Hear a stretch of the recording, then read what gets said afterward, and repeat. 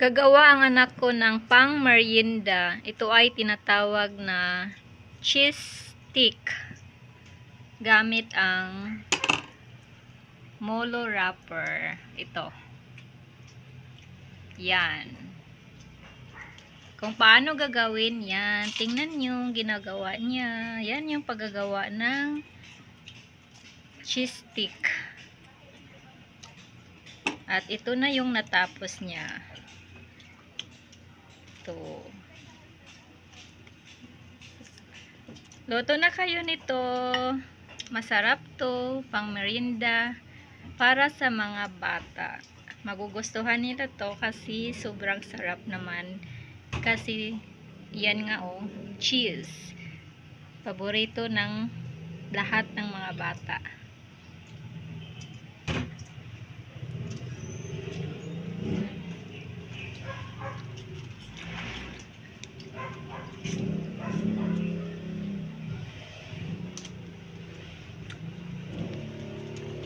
Okay, approve ba kayo dyan? Nag-class ka na? Ng pang merienda, katatapos lang din namin kumain ng tanghalian. Ayan o, ililigpit na ng isa kong anak na gwapo.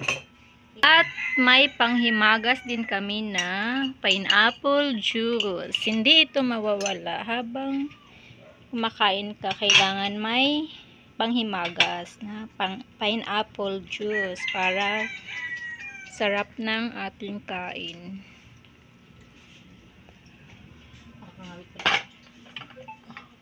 Ito.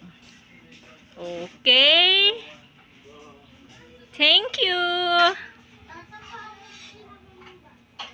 Ayun, umiinom na ako ng pineapple juice.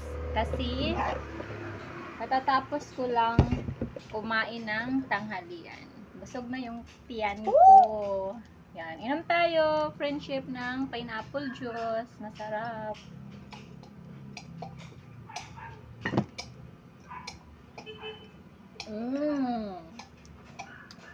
Sarap. Okay, thank you for watching. That's all. God bless us. Love you all. Mwah. Bye-bye.